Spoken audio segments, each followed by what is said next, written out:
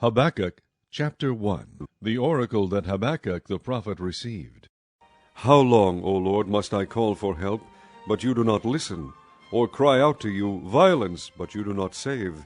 Why do you make me look at injustice? Why do you tolerate wrong? Destruction and violence are before me. There is strife, and conflict abounds. Therefore the law is paralyzed, and justice never prevails. The wicked hem in the righteous, so that justice is perverted. Look at the nations and watch, and be utterly amazed, for I am going to do something in your days that you would not believe, even if you were told. I am raising up the Babylonians, that ruthless and impetuous people, who sweep across the whole earth to seize dwelling places not their own. They are a feared and dreaded people. They are a law to themselves, and promote their own honor. Their horses are swifter than leopards, fiercer than wolves at dusk. Their cavalry gallops headlong, their horsemen come from afar. They fly like a vulture swooping to devour. They all come bent on violence. Their hordes advance like a desert wind, and gather prisoners like sand.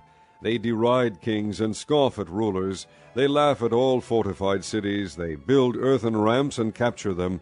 Then they sweep past like the wind and go on, guilty men, whose own strength is their God. O Lord, are you not from everlasting? My God, my Holy One, we will not die.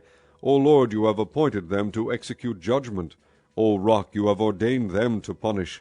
Your eyes are too pure to look on evil. You cannot tolerate wrong. Why then do you tolerate the treacherous? Why are you silent while the wicked swallow up those more righteous than themselves? You have made men like fish in the sea, like sea creatures that have no ruler. The wicked foe pulls all of them up with hooks. He catches them in his net. He gathers them up in his dragnet, and so he rejoices and is glad. Therefore he sacrifices to his net, and burns incense to his dragnet. For by his net he lives in luxury and enjoys the choicest food. Is he to keep on emptying his net, destroying nations without mercy? Chapter 2. I will stand at my watch, and station myself on the ramparts. I will look to see what he will say to me, and what answer I am to give to this complaint. Then the Lord replied, Write down the revelation, and make it plain on tablets, so that a herald may run with it. For the revelation awaits an appointed time. It speaks of the end, and will not prove false. Though it linger, wait for it. It will certainly come, and will not delay. See, he is puffed up, his desires are not upright, but the righteous will live by his faith. Indeed, wine betrays him. He is arrogant and never at rest. Because he is as greedy as the grave, and like death is never satisfied. He gathers to himself all the nations, and takes captive all the peoples. Will not all of them taunt him with ridicule and scorn, saying, Woe to him who piles up stolen goods and makes himself wealthy by extortion? How long must this go on? Will not your debtors suddenly arise? Will they not wake up and make you tremble? Then you will become their victim, because you have plundered many nations. The peoples who are left will plunder you. For you have shed man's blood, you have destroyed lands and cities, and everyone in them.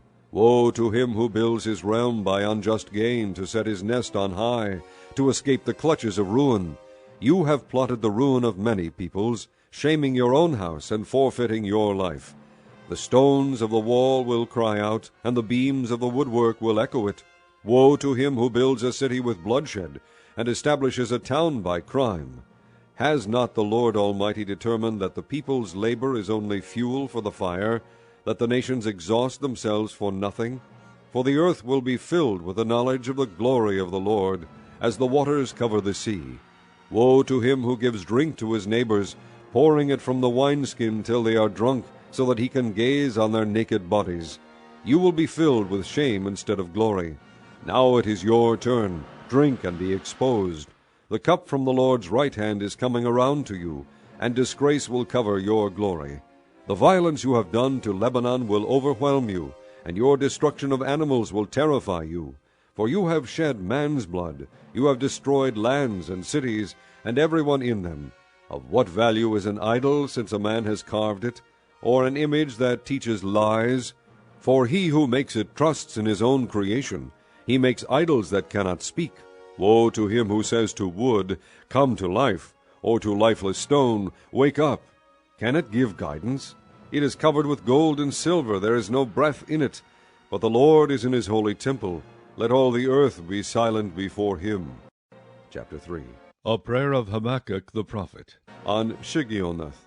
Lord, I have heard of your fame. I stand in awe of your deeds, O Lord. Renew them in our day. In our time make them known. In wrath remember mercy.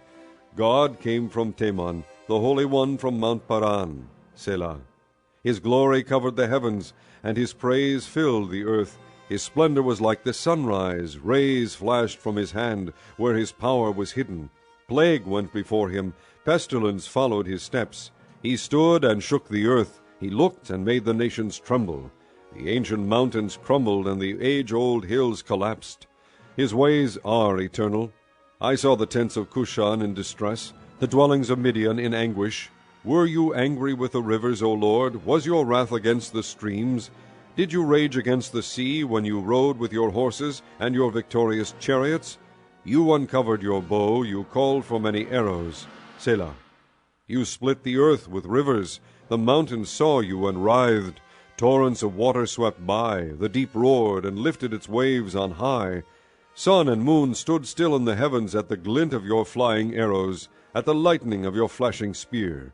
In wrath you strode through the earth, and in anger you threshed the nations. You came out to deliver your people, to save your anointed one. You crushed the leader of the land of wickedness. You stripped him from head to foot. Selah. With his own spear you pierced his head, when his warriors stormed out to scatter us, gloating as though about to devour the wretched who were in hiding. You trampled the sea with your horses, churning the great waters. I heard, and my heart pounded. My lips quivered at the sound. Decay crept into my bones, and my legs trembled. Yet I will wait patiently for the day of calamity to come On the nation invading us. Though the fig tree does not bud, and there are no grapes on the vines, though the olive crop fails, and the fields produce no food, though there are no sheep in the pen, and no cattle in the stalls, yet I will rejoice in the Lord. I will be joyful in God my Savior. The sovereign Lord is my strength. He makes my feet like the feet of a deer. He enables me to go on the heights. For the director of music, on my stringed instruments.